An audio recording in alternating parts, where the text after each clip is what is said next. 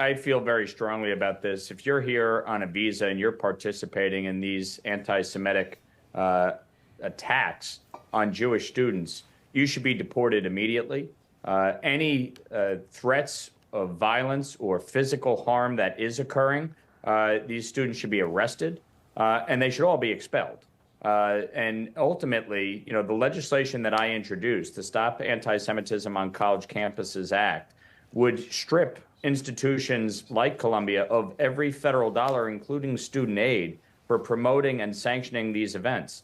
President Shafiq has a responsibility to ensure the safety and well-being of all students on campus, and her failure to do so, number one, should result in her termination. But number two, frankly, if my bill was in effect, would strip Columbia of every federal dollar. The Anti-Semitism Awareness Act would adopt the IRA working definition of anti-Semitism and all of its contemporary examples. In order to address this, you have to be able to define it. And I think it's important for the Department of Education to adopt the IRA working definition and use it for its enforcement cases. If we don't crack down on this right now and stop this rapid rise in anti-Semitism, we will see violence in America. And that is absolutely unacceptable. And what you are seeing, what you saw in Gaza and the attack on Israel on October 7th is a direct result of anti-Semitism being taught in the schools in Gaza. They are taught to hate Jews. They are taught to want to kill Jews. That is why that occurred on October 7th. And we need to end this right now in America. Yeah, we know that Mike Johnson is going to Columbia University today. He will still see the tents up because the deadline has come and gone, and the university president has said that they can stay for now because they are not using harassing language, even though all we've heard is harassing language. What kind of reception do you think he will get there today? Well, I'll be joining him this afternoon along with Anthony D'Esposito and Nicole Malliotakis.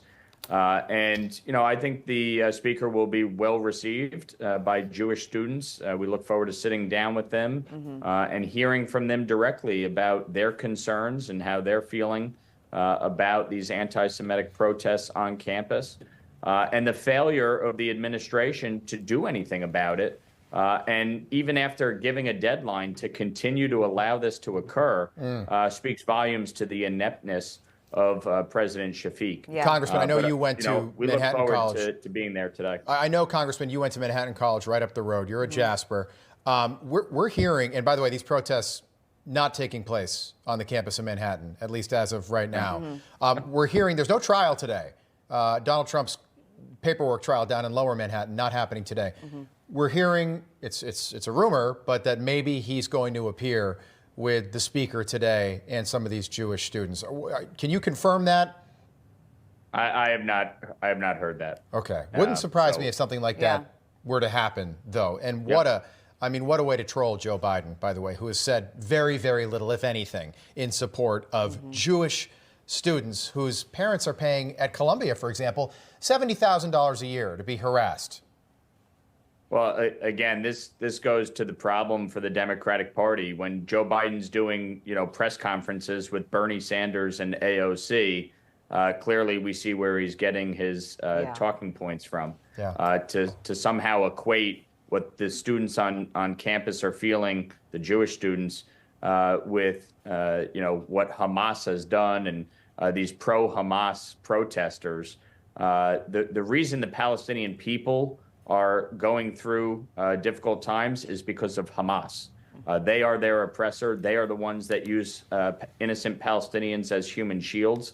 All of these pro-Hamas protesters should be demanding Hamas surrender and release all of the hostages.